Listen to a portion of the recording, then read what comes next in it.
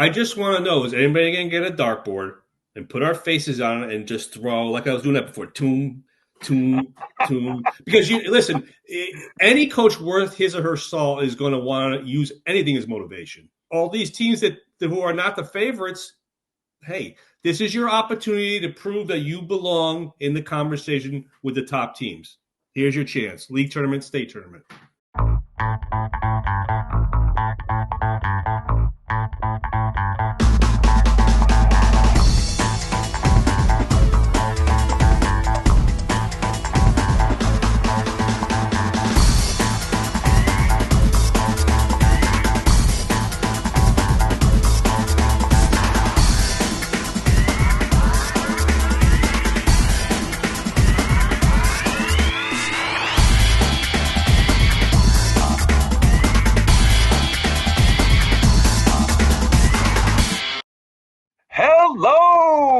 Welcome back to Courtside with GametimeCT, your place for high school boys and girls basketball from across Connecticut. Join us as we take a look at all the topics of the day, break down the polls, shout out the kids that had great games, and shine a light on high school hoops across the state. As always, please like and subscribe to GametimeCT YouTube channel. See the polls, read all our stories on GametimeCT.com. And then you also have to check out our Instagram page, which has so many new reels and stories every single day. It's worth a visit multiple times a day. I visit it multiple times a day. I am the girls basketball beat writer, Scott Ericson. And with me, as always, is the boys basketball beat writer, Joe Morelli. Joe, how are you? I'm good, Scott. It's tournament time. It's we'll tournament be getting time. into that shortly. But you know what's interesting? The game I covered Monday night, Hillhouse and Wilbur Cross. Yeah. Somebody came up to me and said, I always listen to the podcast. He lives in New York. That's so he nice. came to New York to watch two games on President's Day, and then he went home. Two SEC games. He went and saw Notre Dame East Haven and Hillhouse and Cross. So I said, basketball. I said, wow. I said, you must listen to it for Scott because you're not listening to it for me. And he just laughed. No, but seriously, people are listening. And at this time of year, when we make our predictions at the end, people will be paying attention. That's right. I mean, there are a few regular season games left. A few teams have to play, so that not all the tournaments are set. Most of them are set. You can go on GametimeCT.com. We have a bracket for every boys tournament, every girls tournament. We have predictions on there. We have tournament outlooks. And like I said, before we get to states, it's conference tournament time, which really kicks off the best month of the high school sports year. I always say the winter tournament season is the best of all the season because the boys and girls basketball, boys and girls ice hockey, I think produces more drama than any other postseason. Joe, I think I already know the answer, but this is your favorite postseason to cover?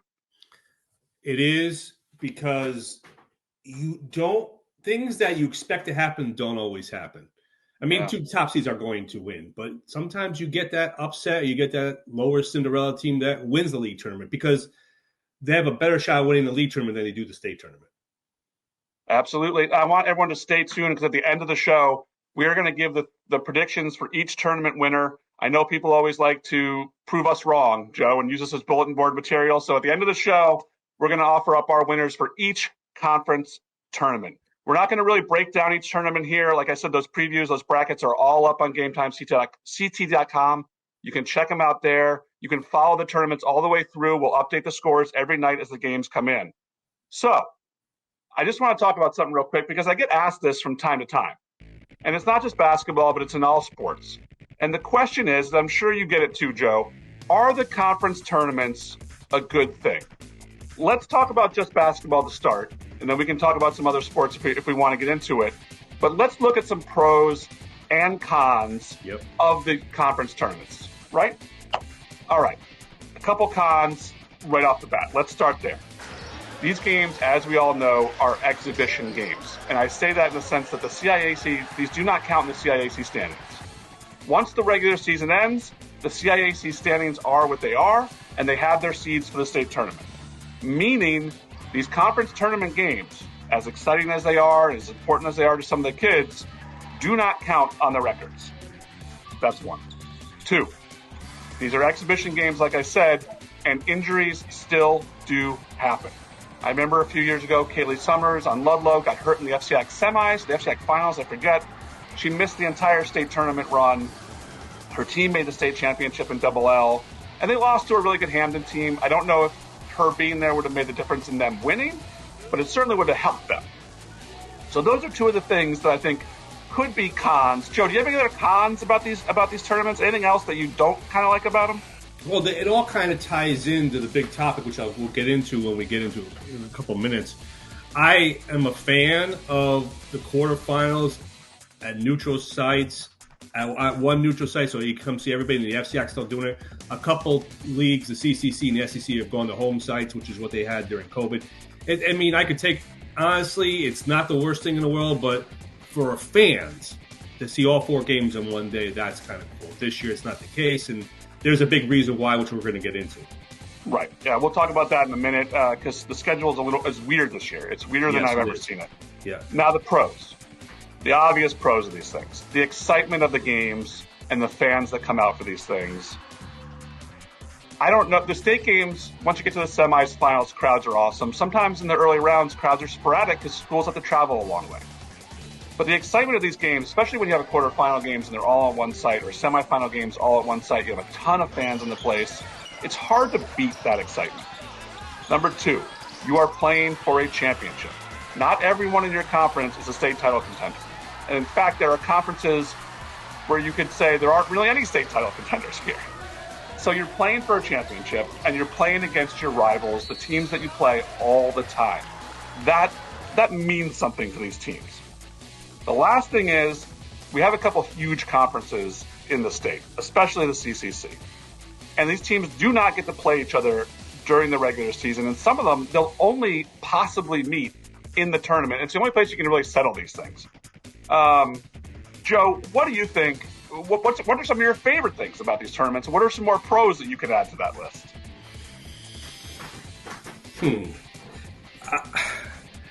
Not a lot. I think, again, sometimes you're playing a team 3 times in a year, which is both good and bad. I think It's interesting because if they split, it means something in early rounds. I do like it because it's another chance to win a banner. You said you're playing your rivals, but it's an opportunity to win a league championship. And there's a lot to be said for that. I mean, in the SEC, everybody's chasing Notre Dame West Tape, and they won the last 3. Well, you want to beat them. It means a lot to beat them. And then if you're not in the same division as them, you would have no chance. So, but on any given day, as the old saying goes, I like that aspect of it.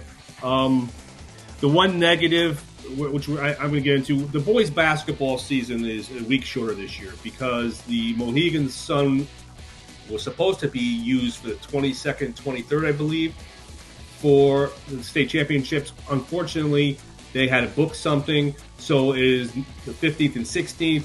The boys' season had to end earlier, which means the league tournament is compacted into fewer days. And now that's part of the reason why I think they've gone to quarterfinals at neutral sites. They're trying to get it in. And if you have any bad weather, I think it's going to be an issue because the state tournament is starting March 1st come hell or high water.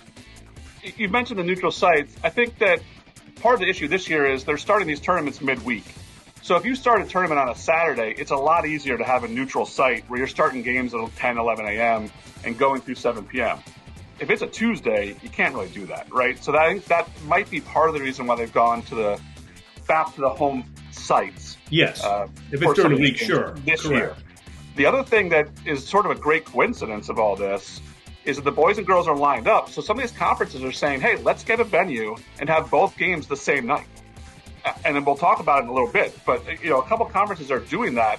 I think that's awesome. Like, really fantastic. And the first year you've ever been able to do it because normally the boys are still playing regular season games when the girls are in their conference tournaments.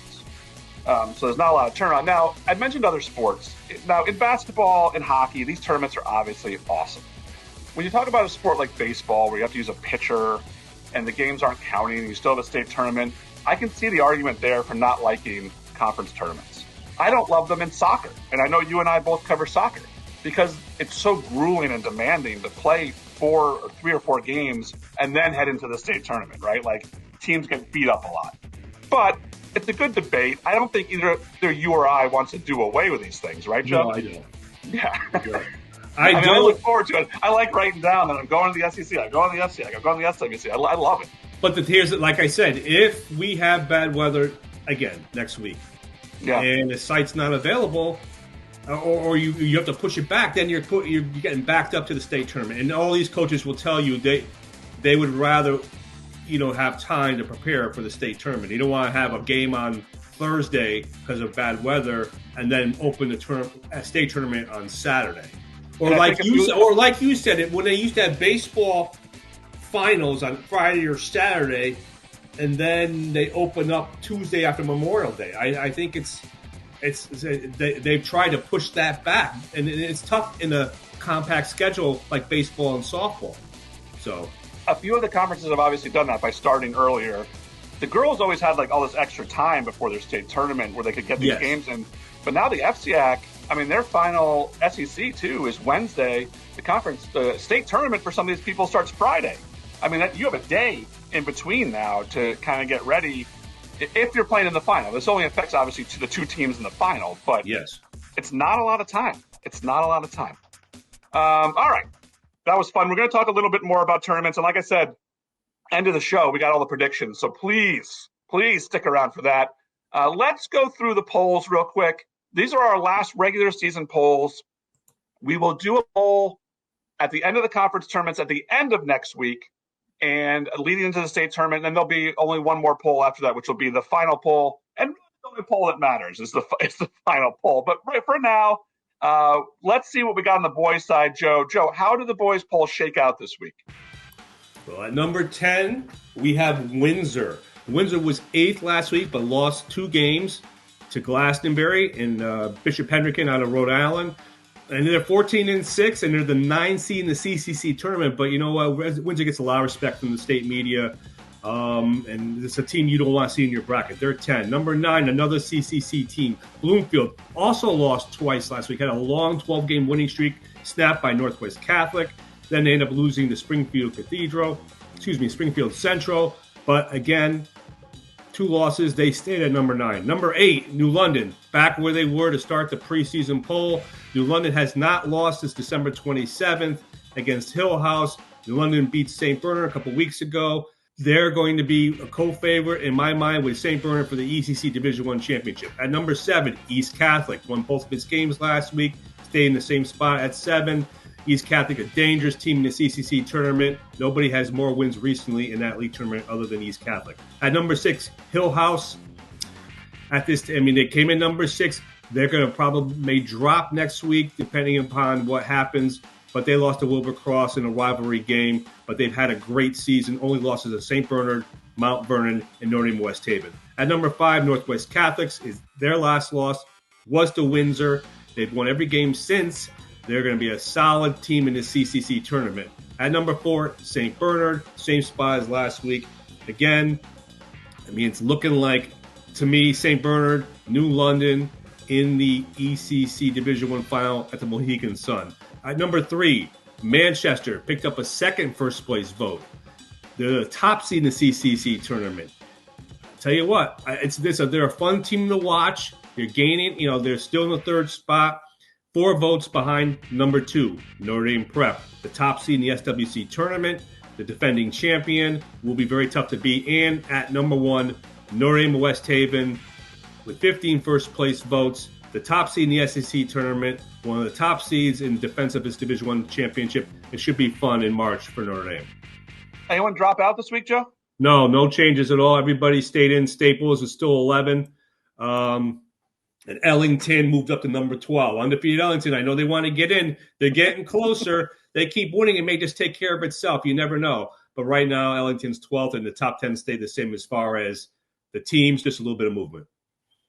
Same thing on the girls' side, Joe. No one came in, no one came out. We had a little bit of movement, not too much. So let's take a look at the girls' top 10 poll. At number 10, Ridgefield. A win over Staples this week will give the Tigers the number 1 seed in the FCIAC tournament. Number 9, Wyndham. Before they get to do a potential run in states, the Whippets need to take care of business in the ECC Division II tournament. At number 8, East Catholic. The Eagles grab the number 1 seed in the highly competitive CCC tournament. At number 7, Conard, down 3 spots. Conard has never won the CCC tournament. At number 6, Ward. It was 2009 when Ward last won the FCIAC. Can Ryan Gulbin and company lead the Mustangs back? At number 5, the team standing in Ward's way, Greenwich, losing just one game in the FCIAC season is a remarkable achievement. Speaking of one-loss teams, at number 4, Ellington, like I said, any way you cut it, a one-loss season is an incredible run, no matter what happens in the postseason. At number 3, Sacred Heart Academy. Hamden beat them the previous 2 years in the SEC Finals. The Sharks are on a mission to reclaim the throne that they won in 2022. At number 2, Holy Cross. The Crusaders have lost the last 2 NBL championship games to St. Paul after winning 3 straight. You know that those senior Crusaders want to win this thing. And at number 1, Northwest Catholic. The Lions lost in last year's CCC final, and despite having won 2 state championships, have not won their league since 2010. So that is the girls basketball poll for this week. Again, no one in, no one out. Conard lost to Bristol Central, so they dropped a few spots. Everyone else sort of stayed the same. Ward, Greenwich, and Ellington all slid up a spot during the poll. So those are our polls. And like I said, those are always up on GametimeCT.com. You can always go see all of them and see all the old ones too. If you go to the poll page, all the old polls are there, so you can compare as we go throughout the season. Want to shift gears here. We're going to talk some more, like I said, make our picks, but we had a couple of 50-point games in boys basketball, Joe. What happened this week? Well, I'll tell you what. Windsor coach Ken Smith was going for a 700th win last week against Glastonbury, and David Smith poured 51 on them. It was a great performance. I got to witness it in person, and here is what David Smith had to say after that performance. I had no idea I was close at all. I was just flowing, just trusting my instincts, just staying consistent throughout my work, just trusting myself, and also trusting my teammates a lot, which helped me get over the play. They were the reasons why I hit 50 once today, so I just want to really thank them. Just really trusted in my work. I probably train in this every day, so just staying consistent, just really taking the time to really being aggressive and just attacking the basket, really putting pressure on the rim. Again, like I said, Scott, it was an impressive performance by David Smith, getting some Division I looks. He was like, hey, all the media's here. Why don't I put up 50? Yeah, they're all here to see Ken Smith win his 700th game, and as of our taping, he still hasn't. But Sierra Gillespie on the same night from Capital Prep sophomore scores 52. That's a single-season school record at Capital Prep. Smith is a single-season school record, Gillespie. So 2 guys with 50 on the same night, pretty nice. And a shout-out to Ryan Connors from Stanford. Hits the game winner in double overtime. Buzzer beater to beat Fairfield Ward. You know, that FCIAC is very interesting, and Stanford's not had the best of years, but it's a big win for them and a feather in Connors' cap. And then I know you saw another great one in New Haven last night, a classic New Haven rivalry game, Joe. Yeah, we talked about it early on. Hillhouse and Wilbur Cross. Wilbur Cross only lost twice, by 2 points, 65-63 the last time. On Monday night, they jumped out 18-2, I believe it was. They were up 24-6 early in the second quarter. They ended up beating Hillhouse 76-69. Hillhouse, as I said, was ranked number 6 in our poll, and there's a good chance they could face each other for a third time in the quarterfinals on Saturday. And I will tell you, Willie Darden, freshman. I love New Haven Public School basketball, by the way. Love it. And I will tell you, Willie Darden, a freshman, had 12 points in the third quarter, 23 overall, and he was impressive. And here's what he had to say after the game. The game plan, their game plan was kind of like to cover me, so I passed the ball to my teammates, cut, rebounded, and just made shots when I was open. Like you said, it's about the postseason now. How ready is this group, you think, for the postseason when it starts later this week? I think we're a scary team to see. You know, our first 3 games didn't go as well as we wanted to. Started off 0-3, and now we're really starting to gel, and I think we're a scary team to see. Again, these are the kind of things you kind of hope you get. Buzzer beaters, we're going to see a lot of them come March, come next week. It's going to be fun. It's a very exciting time of year, Joe, and 2 teams that are having a very exciting season. Shepaug and Ellington, both undefeated on the boys' side, Joe. That's fairly remarkable, isn't it? It is, and in Ellington, they had to go 3 overtimes in their regular season finale against SMSA to beat them. They were down in that game. They had to hit a shot to go to triple overtime, and by Jack Curtis. It is not easy to go undefeated. Shepaug Valley also. I mean, they played some close games down the stretch, yet they're undefeated, and they're both the top seeds. Shepaug in Division 5, Ellington in Division 4 out of the NCCC, Shepaug out of the Berkshire League. Again, you good as what is the old Parcells line? Bill Parcells, the record is what it says it is. Now, they're both 20-0 at the end of the regular season. It is not easy to do. I think there's pressure builds when you're undefeated because everybody's going to want a piece. The postseason means so much. But these teams are very experienced. They've been down this road before as far as in finals, recently in state championship finals, so in league tournament finals. I think they'll be fine. I think it's great for those two schools. And obviously they're both receiving votes, and we'll see what happens. So even if they lose in their conference tournaments, like I mentioned before, it doesn't go on their record. So at the top of those brackets, it's going to say Shepaug 20-0, Ellington 20-0. And every team in that division is going to circle them. And now they want to have their team, the top one, furthest to the right.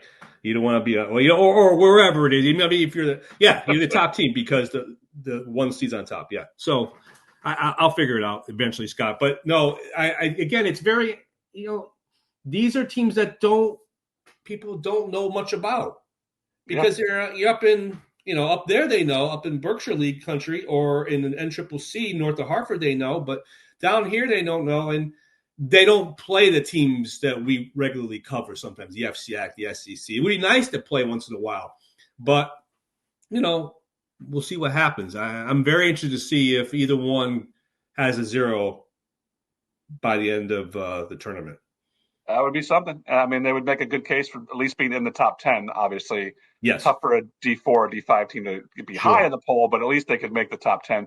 And we know voters do like to vote for teams that win state championships. So, right. A couple other things with the conference tournaments. We talked about a few things, but there was big news this week that Fairfield U is going to host the FCIAC finals, the girls and boys, on the same night, which, again, I think is something that never could happen before because the conference tournaments were at different times.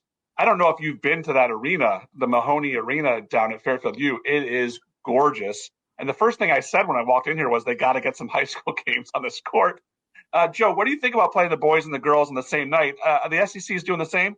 Yeah, Scott. They've been using SEC's been using Quinnipiac University the last couple of years, and now they're on the same night. And the CCC finals are at the University of Hartford. So you like having these college arenas. I think it's a big deal. Just like the Mohegan Sun is for these kids to have an opportunity. And this is what another thing pro for the league tournaments, a chance to play in an arena like that for a championship. If it's in a high school gym, it's not the same aura. And that's, again, another pro for league tournaments to stay. I think it's one of the benefits of what has gone on in our area in the last 10 years, where Quinnipiac puts in this great new arena.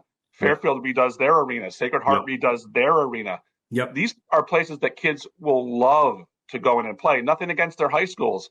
But when you get in those college arenas and you have the lights and the crowds all around you in a bowl, it just really feels special. I'm super excited for this FCIAC thing just because I love Fairfield University so much. So, is there a way we could be two places at once? Yeah, they're the same night, the same time. I know they're the same night. I don't know if we can teleport back and forth. Hamden's a little too far from Fairfield for us to switch, but we'll see. I hear they're working on teleportation. Maybe that's a new thing that's coming. There's always hope, Scott. There's always hope. All right, let's talk about each conference tournament. Like I said, we're not going to go into depth, break down every single game. We want to give you who we think are going to be the winners. If you go on GametimeCT.com, all of the brackets for every single conference are up there. There's an outlook with the players to watch, with an outlook for the tournament, with the dates, times, brackets, and our predictions are up there. So, without further ado, let's go alphabetically through all the conferences, starting up in the Berkshire League, up in Litchfield County. Joe, who do you like on the boys' side? You want to guess? I'm going to guess that you like the undefeated Shepaug Valley team. Yeah, again, in the finals last year, losing to Nanawag, I think it's going to be hard to beat them. Again, they have a neutral site for semis and finals, so it will not be on its home floor. So there's always a chance. And again, they play close games. But yes, I like Shepaug Valley to win the Berkshire League. On the girls' side, I think the championship game is going to be Northwestern and Gilbert. Those have been the two best teams all year. Northwestern sort of dominated that conference for the last few years, along with Thomaston, who's also in the tournament. But I really like Gilbert. I like Emily Errol. I think this is their year. They haven't won the conference tournament before. They haven't won the league. They cut down the nets when they won the league last week in the regular season. So I think this is Gilbert's year. They're a special team. I like Gilbert to win the Berkshire League. Now moving over to the CCC. You can't get any more drastic of a change than that, the Berkshire League to the CCC. Joe, who do you like on the boys' side? This boys' tournament is loaded. It is. Again, Manchester's the 1, Bloomfield's the 2, Northwich is the 3. I mean, East and Windsor are not in the top 3 seeds, and then they've kind of traded the championship back and forth. I like East Catholic to win the CCC, beating Northwest Catholic in the final. The girls' side is wide open as well. And Northwest Catholic, who's our number 1 ranked team, is the 3 seed in the CCC tournament. East Catholic got the top seed. Southington got the number 2 seed. There's a lot of teams to like here. Northwest Catholic, though, has been the number 1 team all year. I think they're the best team in the state. And I think Northwest Catholic comes through and wins the CCC girls tournament, which, again, they lost in the finals last year to a very good Windsor team. Now, shifting to the CTC. Joe, who do you like in the CTC with our tech schools? Cheney Tech went unbeaten last year. Should be a really nice semifinal with Wyndham Tech. I like Cheney Tech to beat Grasso Tech in the CTC final. Bullard Havens is the top seed. I think Grasso beats them, and I like Cheney Tech to repeat. Yeah, on the girls' side, Bullard Havens has kind of had the run of the conference here. Parish Hills had some good years. This year, Caner Tech is 18-2. They have guard Shania Dunbar. I really like Caner Tech to win the CTC. All right, moving over, I have a feeling we both might have the same teams in the CRAL. Joe, who do you like in the Crowl? Innovations lost 1 game to Cheney Tech in overtime. Now I was there. It's the only time I've seen Innovation live, and so maybe they don't want me to show up. But I've seen them in a couple finals, and they've won, so I'm not a complete jinx. But I do like Innovation. They got the bye. They got the top seed. I think they roll through the Crowl. Same thing on the girls' side. The Innovation girls are 18-2. Did not lose inside the league this year. So I like them to win this tournament here also. So we're looking at an Innovation sweep in the CRAL, at least according to us. ECC, Joe, New London made this a little tougher on you. Who do you like in the ECC? It did. Very convincing win by New London. They're hot. Somehow I just think that St. Bernard is going to find a way. I just like their group. I think getting to the finals last year, playing in these big games is going to help. I think it's going to be a great game up at the Mohegan Sun. But I do think St. Bernard, and I'll throw it, that they'll go to overtime to beat New London. I love it. And, of course, ECC is split into 2 divisions. Who do you like in D2 of the boys, Joe? I will go with Griswold. Love it. All right, for the girls Division 1 tournament is really, really close. Woodstock, Fitch, New London, all really good. But I like NFA. I think the Falcons are going to win the Division 1 tournament this year. Courtney Gomez has a really solid team there. And in Division 2, you know who I'm picking here, Joe. It's Wyndham. No question. It's the Whippets. The Whippets? It's the Whippets, Division 2. Look, they got to go win this tournament, then they got a state tournament they got to go win. But you got to take care of business here first. So I think the Whippets will take care of business in D2 of the ECC. Now moving on to the FCIAC. Joe, again, a lot of good teams at the top of this conference. A lot of teams where you can see an 8 seed winning.